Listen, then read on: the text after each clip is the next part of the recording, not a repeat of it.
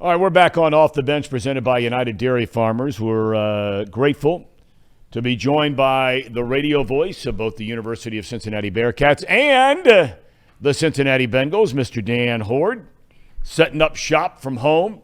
Gets to stay at home tonight, tomorrow, get to Baltimore, little breathing room with that 8:20 game on Sunday night. So, Danny, hopefully no stress this weekend for you. I wish that were the case, Tom, but once again, no good flights leaving Saturday night out of Cincinnati for either Baltimore or Washington. Thankfully, with the Sunday night game, I've got plenty of time to get there on Sunday. I am taking a 5:25 a.m. direct flight Sunday morning to Baltimore. So I will get to Baltimore, crash for a little while, and be ready to go. Is that on Southwest Airlines, that flight? It is. Yeah, I used to I've taken those flights to Baltimore a lot with our son traveling there frequently to play lacrosse. And I always found it was great. Now, for a night game, it's not. But, you could go into Baltimore whenever you go in. But there's a Sunday night direct flight that comes back here at like 9:30, 10 o'clock at night, which is always a nice option to have. But that's neither here nor there because I don't know how many people outside of this weekend from Cincinnati are going to Baltimore. Let's start with the UC Bearcats.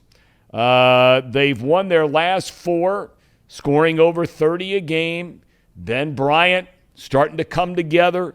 The run game, the combination they've got going on there, the way they've been running the football here lately anyway with Charles McClellan and Corey Kiner. You got to feel good about the way the offense is moving, and the defense has been solid pretty much all year long. The defense has been great. I think the thing that's looking up is the running game, Tom, because 2 games ago, Cincinnati had 40 rushing yards on 30 carries.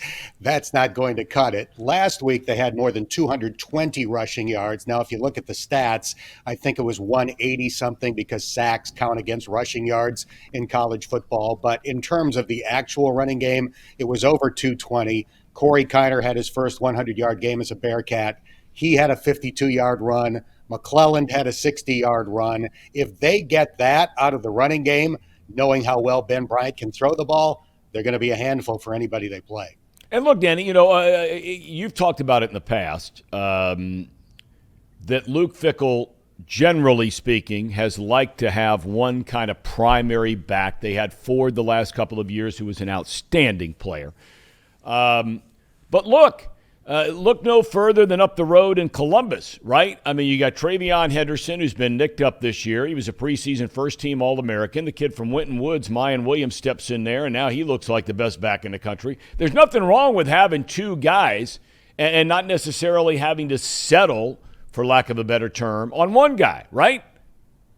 Right. I do think there are situations in games where Luke Fickell will always prefer having a guy that he can count on to get the tough yard, and I think Corey Kiner is emerging as that guy. But that doesn't mean that Charles McClellan is going to go away or that we won't see more of Ryan Montgomery now that he's back from his bruised ribs, or even Miles Montgomery, who was the second guy in the season opener against Arkansas. They've all got talent. I think they're all going to get touches, but I do think in his heart, Luke Fickell wants to have the guy that he trusts the most when the game is on the line, and he needs to get a tough yard. And I still think that's going to ultimately be Corey Kiner.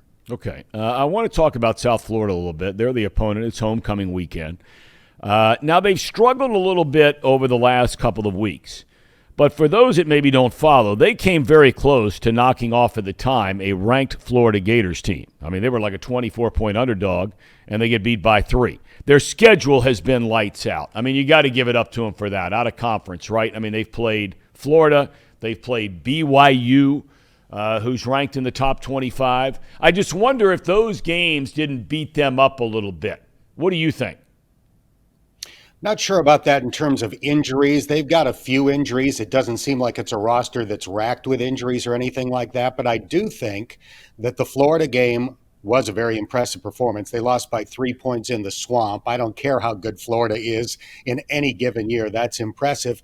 And the thing to remember about USF is that their quarterback, Gary Bohannon, was the starting quarterback for Baylor last year. Baylor won the Big 12.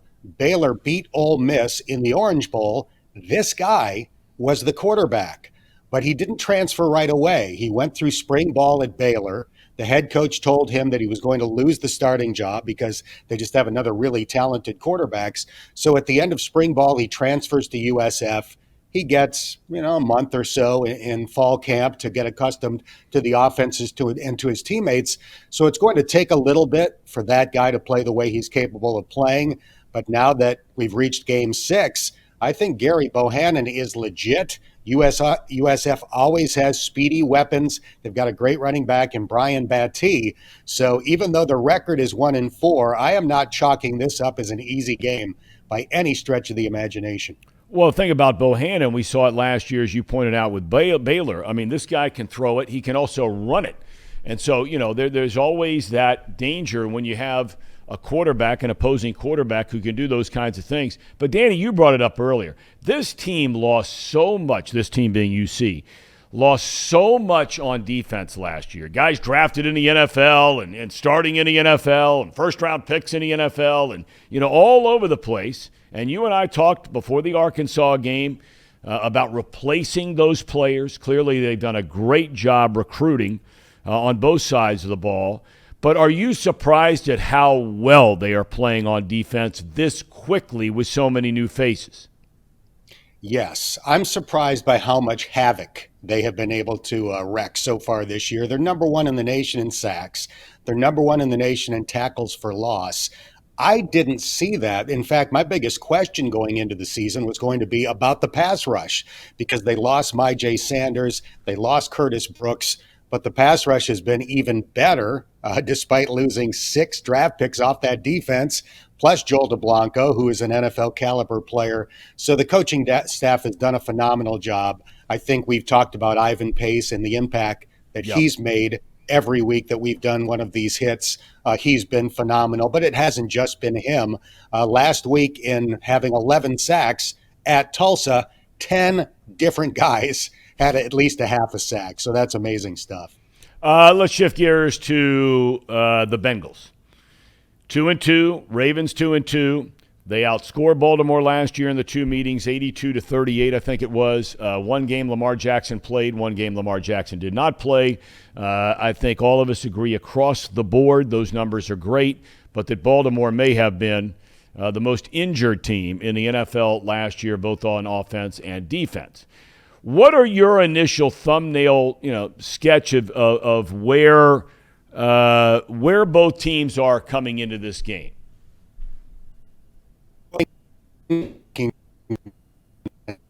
Can Cincinnati do the job against Lamar that they did the one time that they played him last year? He did not play, as you noted, in the second game. That was at Paycor Stadium. But the first time around at M&T Bank Stadium, they shut him down. And he was removed at the beginning of the fourth quarter in that game, which I never thought we would see in a game between the Bengals and the Ravens unless the Ravens were way ahead. So it was a refreshing change after he had gone 5-0 in his first 5 starts against the Bengals to see them dominate that meeting. So I think Lou Anarumo came up with a good formula. He has to tweak it. You can't do the same thing twice in a row.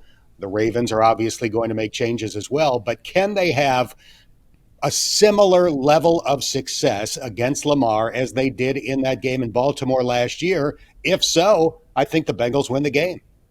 Much is made, and Dan, you and I have talked about this, speaking of Lou Anarumo, and he's been frequently asked, after Hill was so impressive at safety during the preseason, he played great. He might have been their best defensive player for the preseason. How much stock you put in that? Look, everybody's different in that regard, but he was a rookie. He's put on the field in the preseason. He looks great. He's very fast. He's very athletic. Britt comes back now as another member of the secondary. Looks like he is healthy. Sometimes coaches have to make personnel changes based on the personnel on the other side of the ball. And so what I'm getting at here is, do you suspect at all we see either of those guys on the field in certain situations this week that have not been on the field for one reason or another in the weeks leading up to Sunday night? Dax Hill, yes. Cam Taylor Britt, no. So Cam Taylor Britt has been activated to practice. He's not on the active roster yet. You have 21 days when a guy comes off IR to activate him to the 53-man roster. That hasn't happened yet. I don't think it's going to happen for Sunday's game, but we'll see. But I do think Dax Hill gets more opportunities this week. The Bengals are going to try a variety of approaches to limit Lamar. And one thing that they did last year in that win was use three safeties. So I do think that they're going to have some three safety looks, and I think Dax Hill probably gets more snaps than he's been getting so far this year. Will it be a ton? No. They're not going to take Jesse Bates out to put Dax Hill in as long as Jesse is healthy, or Von Bell. But I do think that Dax probably gets more opportunities this week than he's had so far, and it adds an interesting twist to the game because Justice Hill, the Ravens running back, is his older brother. Mm-hmm. So Dax Hill might be in the role of trying to tackle his older bro in the game on Sunday night, which would be kind of cool. That's good stuff. I mean, you can't beat that if you're in their family or friends. It doesn't get any better than that. I know it's happened before. It seems like it got a lot more pub this time because of the struggles in the run game, where Joe Mixon on his own decides to gather the offensive line and the offensive staff to look at film, to talk about what's not working in the run game. As it pertains to this particular meeting, what are your thoughts? What have you heard about how that went? And do you suspect it's going to change anything? I do. I don't know if it'll be overnight, but I do think Joe Mixon, he's as frustrated as anybody. Of the top 50 rushers in the NFL, he's dead last in yards per carry at 2.7. He averages 4.1 per carry in his career. So there's been a big drop off there. He wants to fix it, and I don't see any negative in him calling for a meeting with all of his offensive linemen and tight ends and saying, hey, let's watch the tape together. You tell me what you see. I'll tell you what I'm seeing. Let's figure out how we can tweak this and get better. And I think the thing that gives Joe a lot of confidence is his third NFL season and Zach Taylor's first year as the Bengals head coach, when the running game was atrocious, even worse than it's been so far this year in the first 8 games of that season. On the flight to London, they famously scrapped what they had been doing, tried to change their approach to the running game. They went to a different style of running game. And in the second half of the season, he ran for more than 800 yards. So we've seen this movie before. I think that's why Joe Mixon isn't panicked. But they have to get it fixed, because for the Bengals to start putting 30 points on the board, which they haven't done now in 9 games, they've not had a 30-point performance in their last 9 games. They've got to get some balance. They can't just drop back, expose Joe Burrow to a bunch of hits, and expect that they're going to be the kind of offense that we all know they can be. Yeah. All right, Dan, we have all kinds of folks that are online on YouTube and streaming our show, and every one of them scream every week at me asking you to make predictions on games. Now, some people are comfortable making predictions. Others, I didn't do it because, hell, what do I know? But are you in the prediction business? And if so, do you have any predictions for the 2 games you will be on the mic for this weekend? Well, keep in mind that I'm employed by these teams. That's why I asked. Yeah. In UC's case, I'm actually a technically employee of iHeartMedia. In the Bengals case, they do sign my check. So it'd be awfully uncomfortable for me to pick against those teams. Yeah, absolutely. But I can genuinely tell you that I think UC will win against USF, particularly at home where they're looking for their 30th consecutive win. And I feel good about the Bengals this week. The fact that they went to Baltimore and were so dominant last year, I think really helps them going into the game on Sunday night. It's a tough place to play. I think the game atmosphere there is as good as any in the NFL. It's going to be rocking. The music is great. They do a great game day presentation, going back to Ray Lewis and his dance back in the day. But I feel good about the way they're trending. And I'll say this, how about Joe Burrow in primetime games? During the Andy Dalton era, we all bemoan the fact that he never seemed to rise to the occasion when the spotlight was brightest. And the numbers bear it out. I did the research yesterday. Andy played in 28 playoff or primetime games has played in 28 playoff or primetime games in his NFL career. His teams are 6-22. In the playoffs with the Bengals, he threw 1 touchdown pass and 6 interceptions. The numbers bear it out. He just did not play well in those games. So far, Joe Burrow is 5-2 in primetime and playoff games, 12 touchdown passes, 2 interceptions, a passer rating of 102.3. I like Joe's ability to rise to the occasion. I think he does it on Sunday night again. I'm with you. All right, Danny. I was thinking driving in today before I let you go. If you're fortunate enough to broadcast for a college team, in your case with UC, pro team, doesn't matter the sport, some of the things that you maybe as you're driving down the road you reflect on sometimes. And I was thinking about you today about how things have changed for both of the teams that you broadcast for. Now, the Bengals had a nice run of it there, for a while under Marvin, making the playoffs. Yes, failures in the playoffs, as you just pointed out. Nonetheless, good teams, exciting teams, so on and so forth. But for UC, the consecutive winning streak in the conference, the consecutive winning streak at home, every game now is a sellout. I mean, before Luke Fickell and when Tommy Tuberville was still hanging around, the difference between then and now in a not so long period of time is amazing, isn't it? It is, but we don't have to go back that far to remember similar achievements under Brian Kelly. So the program dipped, right. No question about it, but we saw that turnaround really start with Mark D'Antonio and Brian Kelly and going to the Orange Bowl and the Sugar Bowl in back-to-back years. I'll never forget being at the Orange Bowl, the 2008 season. Did you do that game, Tom? I did, yeah. Okay. So I'll never forget being in the press box, just getting ready to sign on the air for the 2008 Orange Bowl, and just looking at Jim Kelly, my longtime broadcast partner who has been involved with UC Athletics forever, and he was on the verge of tears because neither of us could believe that as the radio voices of the University of Cincinnati football team, we were about to do an Orange Bowl.